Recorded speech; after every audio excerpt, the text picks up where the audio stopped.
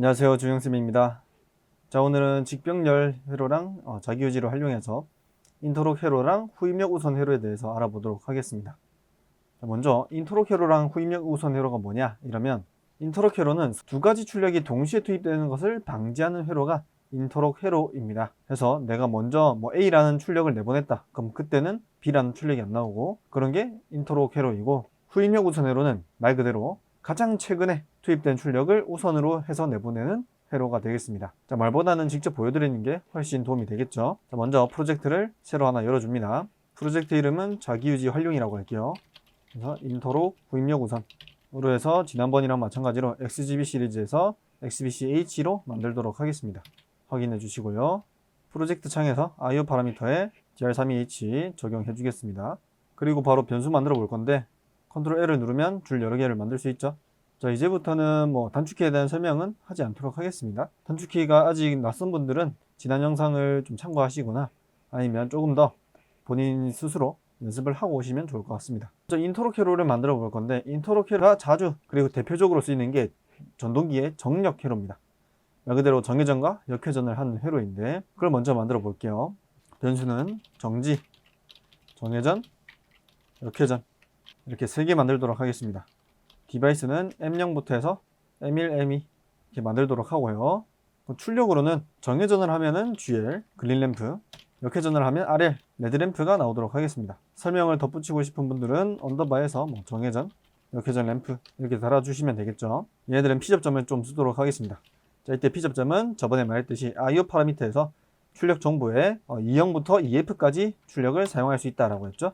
그래서 P20, P21 이렇게 쓰도록 하겠습니다. 자, 프로그램 가서 설명문으로 인터록 회로라고 써주겠습니다. 자, 저번에 말했듯이 먼저 조건이 들어가야 되고, 그 다음에 동작이 만들어진다 라고 했었죠. 자, 그럼 저의 조건은 일단 정회전 버튼을 눌러서 ON을 시키면 동작이, 그냥 정회전 램프 GL이 켜지도록 만들겠습니다. 그럼 뭔가를 눌렀을 때 똑같이 켜진다 이러면 A 접점을 쓰면 된다 라고 했죠. 그래서 정회전 M1 A 접점에 의해서 출력 GL을 내보낸다. 그러면 A 접점 정회전 버튼에 의해서 정회전 램프가 켜지는 거죠. 자, 그리고 역회전도 마찬가지로 만들겠습니다. 역회전 버튼에 의해서 역회전 램프 RL이 켜지도록 만들게요. 자, 이렇게 회로를 만들면 정회전을 눌렀을 때 정회전이 돌아가고, 역회전을 눌렀을 때 역회전이 돌아가죠. 자, 근데 이 회로의 문제는 정회전을 눌렀다가 떼면, 역회전도 눌렀다가 떼면 멈춰버리죠. 그럼 우리가 선풍기라고 치면 누르고 있어야지 계속 선풍기가 들어오는 거예요. 그리고 또 한 가지의 문제는 정회전을 눌렀을 때 정회전 돌아가고, 역회전 눌렀을 때 역회전이 돌아가면서 둘 다 들어간다는 게 문제예요. 우리 모터가 정회전도 하면서 역회전도 한다, 시계 방향으로 돌면서 반시계 방향으로 돈다, 이건 아예 말이 안 되죠. 그러니까 이거를 방지하기 위해서 인터록 회로로 만들어 주도록 하겠습니다. 자, 자기유지를 만드는 방법은 본인에 의해서 본인이 켜지는 거죠. 그래서 P20 이 출력을 그대로 입력단에 A 접점으로 넣어서 병렬로 연결을 해주면 된다라고 했죠. 그래서 P20 정회전 램프가 불이 들어왔을 때 그대로 자기 자신한테 신호를 또 보내겠다, 이렇게 자기유지를 만들고요. 역회전 램프도 마찬가지로 이렇게 병렬로 A 접점을 달아주겠습니다. 이렇게 했을 때는, 자, 정회전을 누르면 눌렀다가 떼더라도 이제 P20에 입력이 한 번 더 들어가게 되면 그대로 출력이 유지가 되죠. 계속 불이 들어오는 걸 볼 수 있고요. 역회전도 마찬가지로 눌렀다가 다시 오프를 시켜도, M2를 오프 시켜도 P21의 입력에 의해서 신호가 계속 유지가 된다 라는 걸 볼 수 있습니다. 자, 그러면 여기에서 일단 자기유지를 끊어주는 앱부터 만들어 줄게요. 자기유지를 끊어주는 건 우리가 아까 변수에서 추가를 했던 정지를 쓰겠습니다. 그럼 끊어줄 때 내가 여길 끊어야 돼요, 여길 끊어야 돼요, 여길 끊어야 돼요. 저번에 말씀드렸다시피 이 램프한테 가는 이 길 자체를 끊어주는 게 제일 좋다 라고 얘기를 했었죠. 그래서 여기에다가 B접점을 이렇게 정지 넣어주고, 요 밑에도 정지 넣어주겠습니다. 그러면 다시 프로그램을 돌려봤을 때 정회전을 켰다가 껐을 때 신호가 계속 유지되는 걸 내가 정지 버튼을 누르면 여기 신호를 끊으면서, 여기서 신호를 끊어주면서 본인의 신호를 더 이상 받을 수 없게 되죠. 그래서 램프가 꺼지는 걸 볼 수 있고요. 역회전도 마찬가지로 눌렀다가 뗐을 때 신호가 유지되고 정지를 누르면 다시 꺼지는 걸 알 수 있습니다. 자, 이때 뭐 프로그램을 짤 때 물론 이렇게 하셔도 돼요. 그런데 저는 이 정지 버튼을 이 앞에다가 아예 만드는 걸 좋아합니다. 이 앞에다가 만들어서 세로줄로 연결해가지고 이렇게 길을 만들어 주는 거죠. 그러면 이 프로그램을 다른 사람들이 봤을 때도 아, 얘는 정지 버튼에 의해서 끊을 수 있구나. 즉, 요 놈 뒤에 있는 얘네들은 전부 다 정지 버튼이 안 들어와 있을 때만 신호가 갈 수 있구나 라는 걸 알 수 있고, 정지 버튼을 누르는 순간 아, 이 뒤에 애들은 전부 다 출력이 끊어지겠구나 라는 걸 이렇게 한눈에 알 수 있는 거죠. 앞에 이렇게 있을 때는 얘도 이렇게 확인하고 얘도 이렇게 확인하고, 뭐 얘 줄이 이제 4개, 5개, 6개 이렇게 쭉쭉 늘어나면은 걔네들 하나하나 다 아, 얘도 정지, 얘도 정지 누르면 얘도 뭐 얘들이 전부 다 정지 누르면 신호가 끊어지겠네 라는 걸 하나하나 다 확인을 해야 되는 거예요. 그런데 이렇게 만들어 놓고 그 뒤에 세로줄로 쭉 이어서 그 다음 시퀀스를 짜면은 이 줄에 해당하는 모든 애들은 정지 버튼에 의해서 전부 다 신호를 끊을 수 있구나 라는 걸 알 수 있는 거죠. 이건 반대로 나중에 뭐 자동 모드, 수동 모드 이런 걸 활용할 때도 A 접점에 의해서 신호를 보내준다거나 할 때 많이 활용을 할 수 있습니다. 자, 그리고 여기에서 이제 인터록 회로를 말씀드리겠습니다. 인터록은 두 가지 출력이 다시 말씀드리면, 인터록은 두 가지의 출력이 동시에 투입되는 것을 방지하는 회로라고 했죠. 여기서는 정회전과 역회전이 동시에 투입되는 걸 방지한다 라고 보시면 돼요. 자, 그러면 투입되는 걸 방지한다라는 건 투입이 안 되게 한다, 즉 켜지를 못하게 한다, 이 말은 끈다랑 비슷하게 해석을 할 수 있겠죠. 켜지 못하게 한다는 곧 끈다. 그럼 우리가 끌 때 사용하는 게 뭐예요? B접점을 사용해야 되죠. B접점 해서 서로의 B접점에 의해서 상대방 거를 끊어주면 됩니다. 즉 내가 P20이 켜져 있을 때는 이 역회전 램프가 들어오지 않게 하고 싶어요. 그럼 얘로 가는 길을 차단시키면 되겠죠. 뭐에 의해서? P20에 의해서. 반대로 P21이 켜져 있을 때는 P20을 켜고 싶지 않아요. 그러면 P21의 신호에 의해서 P21로 가는 길을 아예 끊어주면 되겠죠. 이게 인터록입니다. 그래서 간단해요. 여기에는 B접점으로 P21, 역회전에 B접점을 넣어주고 여기에는 정회전에 B접점을 넣어주면 되는 거죠. 이렇게 하면 자, 지금 상태에서 정지를 이제 안 눌렀으니까 신호가 들어오겠죠. 여기에서 정회전을 먼저 눌러보겠습니다. 눌렀다가 껐을 때 신호가 들어오죠. 그럼 이때 P10의 신호에 의해서 자기유지가 되는 거는 당연히 들어오는 거고요. 그 다음에 P20의 B접점에 의해서 여기 신호를 끊어주고 있습니다.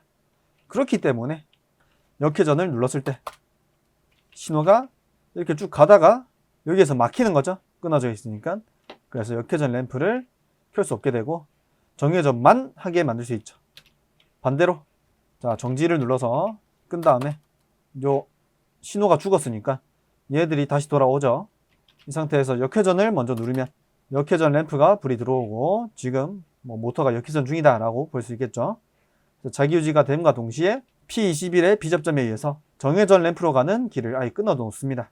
그렇기 때문에 정회전 M1을 눌러도 얘가 신호가 이렇게 가다가 막히게 되면서 정회전 램프는 켤 수 없게 되는 거죠. 그래서 정회전 혹은 역회전 하나만 들어올 수 있게 만들고, 얘를 만약 다시 켜고 싶다 이러면 정지를 누른 다음에 전동기를 정지시킨 다음에 정회전 혹은 역회전을 다시 눌러줘야 되는 겁니다.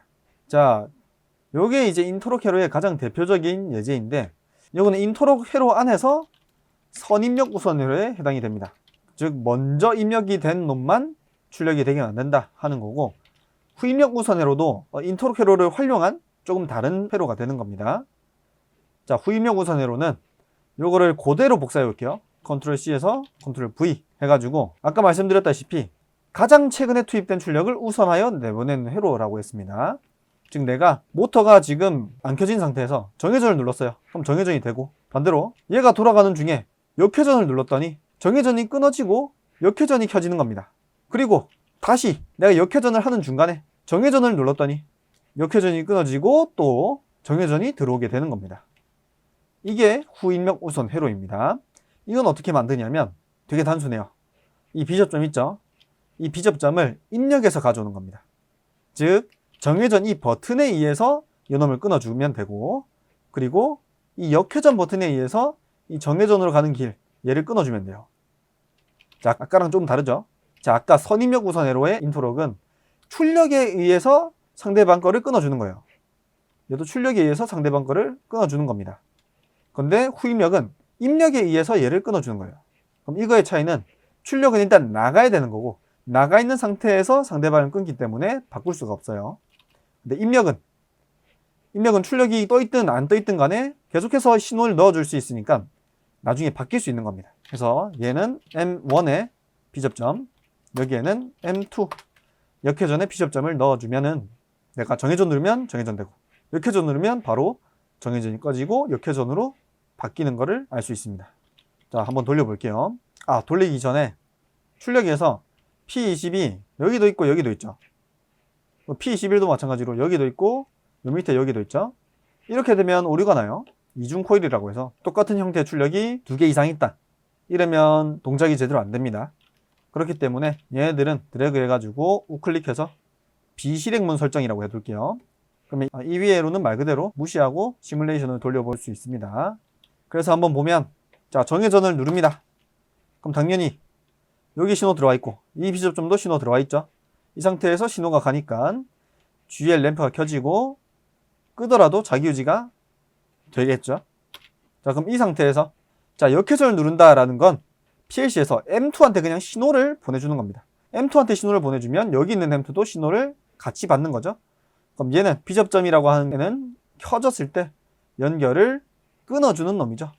그래서 M2에 신호를 이렇게 보내주면은, 자, 방금 정회전이 켜져 있었는데 정회전 램프한테 가는 신호를 끊으면서 얘는 꺼졌고요.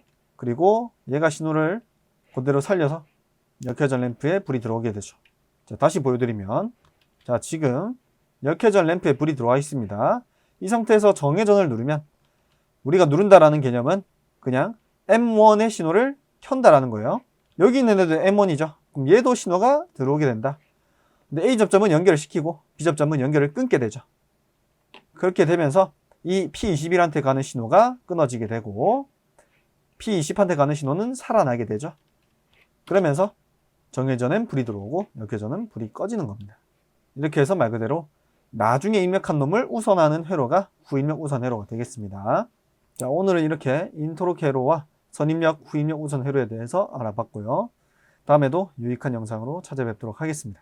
감사합니다.